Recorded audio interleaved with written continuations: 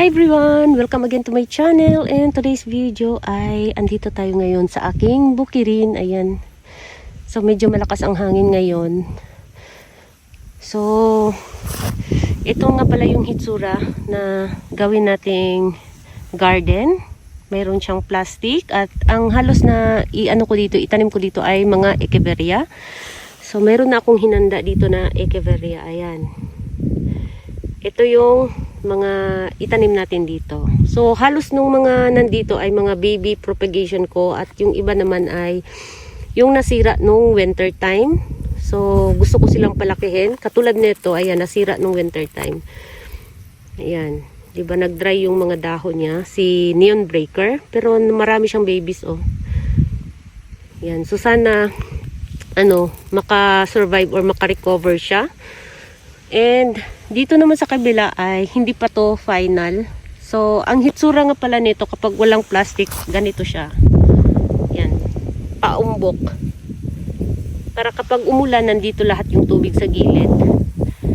Pero syempre, hindi natin gawing rain or shine. Meron akong hinandang plastic dito. Ito yung gagamitin ko dito. So dito naman ay pansamantala ganito muna sila. Yan. So, medyo mahaba to dito banda, pero iklian ko ng konti na magkasya yung gagamitin kong plastic na ganito. Ayan. Para kapag winter time, meron na tayong pantakip, hindi na tayo bibili pa. Ayan. So, ito yung gagawin ko, and nandito lang siya sa gilid ng mini greenhouse. Ayan yung mini greenhouse ko. So, gawin ko muna guys. See you later! So guys, ayan, tapos na yung ating garden. So halos tinanim ko dito ay mga echeveria, and ang nga pala nito, ang fertilizer nga pala nito na nilagay ko ay yung pupo ng manok. So eto siya oh. Ito yung nilagay ko guys. Ayan, pupo ng manok na may halong rice hull. So nabulok na siya. Matagal na to siya dito. Mga na to, 4 na taon na. So dati napakarami nito. Ngayon konti na lang kasi ginagamit ko rin sa mga gulay. So yan yung hinalo ko dito na fertilizer, at hindi ko na hinaluan ng gardening soil. So ang lupa dito ay medyo mabato na ganito, clay. Ayan. So kapag nabasa siya, talagang matigas siya. Pero kapag tuyong-tuyo siya, ayan, buhaghag siya tingnan. Ayan. Pero pag nabasa to siya, talagang matigas siya. At marami pang bato. So, ayan, excited na ako makita kung ano yung magiging hitsura nito. Ayan. So, medyo marami-rami yung tinanim ko dito. So, tingnan natin isa-isa. So, umpisahan natin dito. So, mayroon ako ditong nilagay na brown rose, and ito naman si Madiba. So ito ay hinedcut ko na Madiba. Ito yung pinakapuno, siya ng 3 babies, at yung head nito ay nasa bahay. Nilagay ko rin siya direct sa ground. And ito naman si Maroon Hill. Ayan, nagtanim ulit ako kasi yung tinanim ko doon sa kabila yung ganito rin ay ilipat ko sa pot. So nagtanim ulit ako dito ng bago, and naglagay ako dito ng baby na champagne. Ayan. Tapos nilagay ko yung pinakauna kong naipropagate na Crispy Beauty. Ayan, ito yung pinakaunang naipropagate ko, isa lang siya, yung malaki. So yung pangalawa ay nakapag-propagate ako ng 6. And meron ako ditong Bloody Maria. At naglagay ulit ako dito ng napakaganda ng kulay ni kapag naarawan, si Moonstone. At yung nag-iisa ko na lang na naiwan na Margaret Trapen. Tapos ito nakalimutan ko anong pangalan nito. Ayan, yung mother plant nito nasa pot, napakalaki na. Ayan, nakalimutan ko ang pangalan. And then si Sirin. Tapos naglagay ako dito ng nag-iisa kong Frank Reynolds.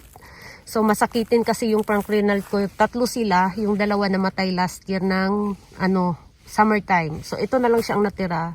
And parang hindi din maganda yung dahon niya. So nilagay ko siya dito. Baka sakaling lumaki at gumanda siya.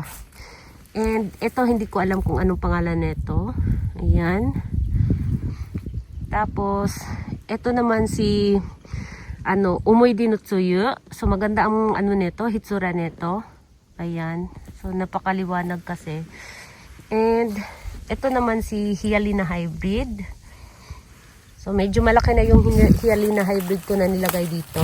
Ayan. Malaki na siya guys. So tingnan natin kung gaano pa kalaki siya. Ayan. And meron tayo ditong snow bunny. Dalawa.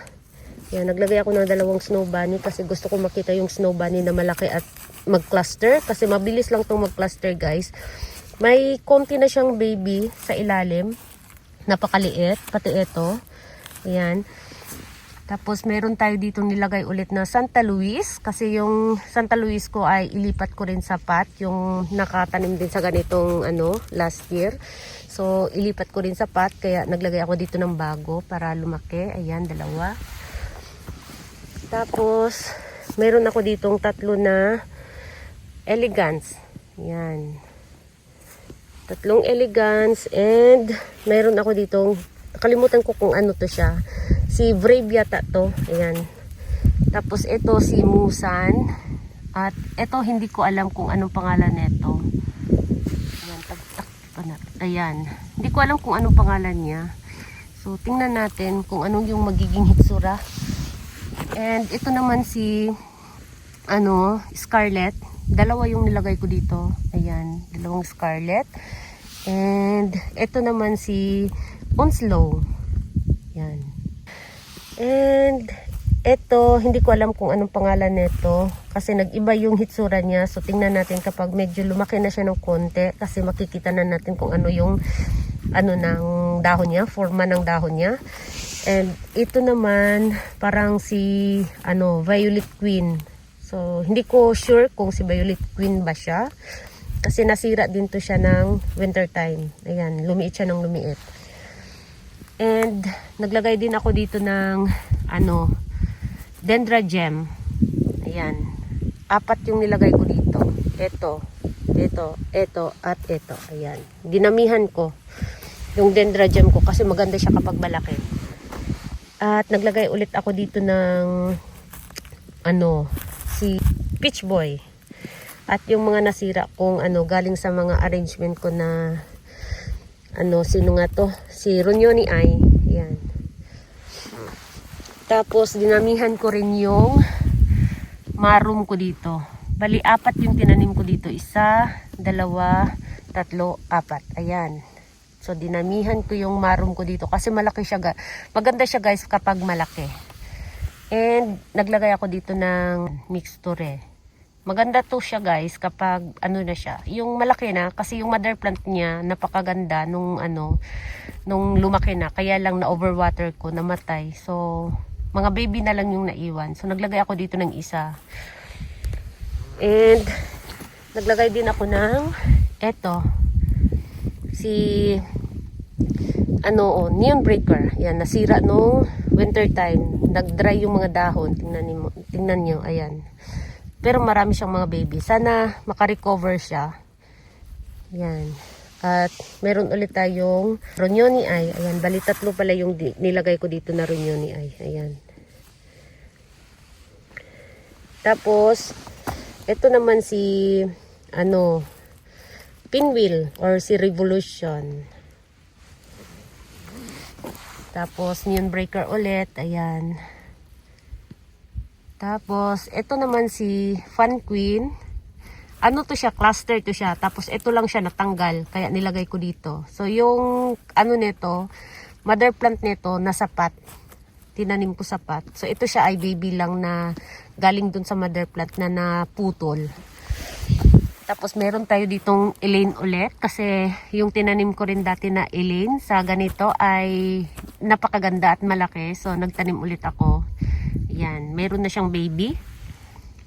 Tapos ito nakalimutan ko kung anong pangalan nito. Gusto ko kasi itong paramihin kasi kapag summertime, ano siya, pumapangit siya. Parang ano siya, si Yumili Ay. Ayan, si Yumili Ay yata to. Yan. Bali, tatlong ano, yung tinanim ko dito. And ito naman si, ano, nakalimutan ko na naman yung pangalan niya. Kanila lang na ano ko habang tinatanim ko siya. So, ayan, bali, tatlo din yung tinanim ko dito. Ayan. Nasira din nung winter time. So, naglagasan na lang yung dahon niya kasi nga nagkaroon siya ng frostbite. Yan. Tapos, ito mga naipropagate ko rin na lovely rose. Yan. So, sana gumanda siya. And, tinanim ko rin dito yung pinakapuno ng aking ruby tent. Ito yung pinakapuno ng ruby tent ko. Ayan, yung nabili ko dati. Bali, tatlo yung nabili kong puno ng ruby tent. So, kinating ko last year ng autumn. So, yung mga kinat ko dito ay nasa pink na pot. And, ito siya yung puno. Ayan, sana dumami siya at kumapal. Tapos, yung galing sa clay pot ko na, ano, Pachyphytum compactum na nasira din nung winter. Nagkaroon din siya ng frostbite doon sa patungan. So, galing siya sa patungan and nagkaroon siya ng frostbite. So, yung mga dahon niya nang lagas lahat, guys. Yan. Pinabayaan ko kasi yung patungan ko. So, ayun. Halos mga halaman ko doon ay pumapangit sila. Pero ngayon ay, ano na, unti-unti ko nang niripat. So, next time, yun naman yung ipakita ko sa inyo. And, meron tayo ditong Claudia. Yan, si Claudia. And, si Pink Berry. Yan. Pinakapuno ng aking pink berry. So, mayroon ako na i-propagate nito. At mayroon din ako sa loob ng mini greenhouse na tinanim ko rin direct sa ground. Yan, doon sa garden ng ating mini greenhouse. Mayroon ako tinanim doon. And, si Binichigo. Yan. So, bali dalawa. And, meron ako ditong nilagay na blue topaz. Yan, sana lumaki yung blue topaz ko. Medyo nahirapan ako magpaganda ng blue topaz at magpalaki ng blue topaz. So, naglagay ako dito ng isa. Baka sakaling gumanda at magustuhan niya dito. So, ayan, yung mga ano ko dito. Ayan, tinanim ko dito. Medyo marami-rami din. Ayan. So, niready ko na nga pala yung ano nila. Ito. So, ito yung gagamitin ko kung nakita ninyo. Ayan. So, i-ano mo lang. Tapos, itusok mo dito. Ayan. Ganyan yung hitsura, guys. Ayan. So, kung nandito kayo sa Japan, nabibili lang to siya sa home center. Ayan. Ganyan lang. Tapos, takpan natin ng plastic para hindi siya magiging rain or shine. So, ayan. Tapusin ko muna, guys.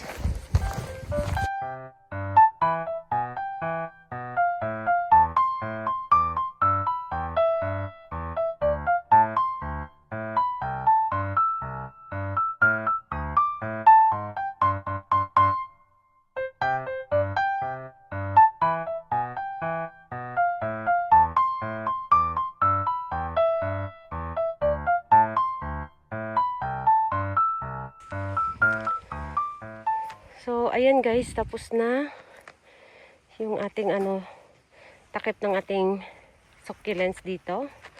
So, dito sa kabila ay, ayan, nilagyan ko ng lupa. Tinabunan ko ng lupa dito sa kabila. And dito naman sa kabila ay hindi ko na nilagyan. Ayan, ano lang, pabigat na lang. Ito.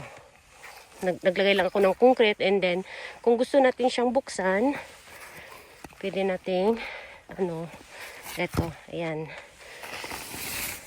Tapos, itaas lang natin to.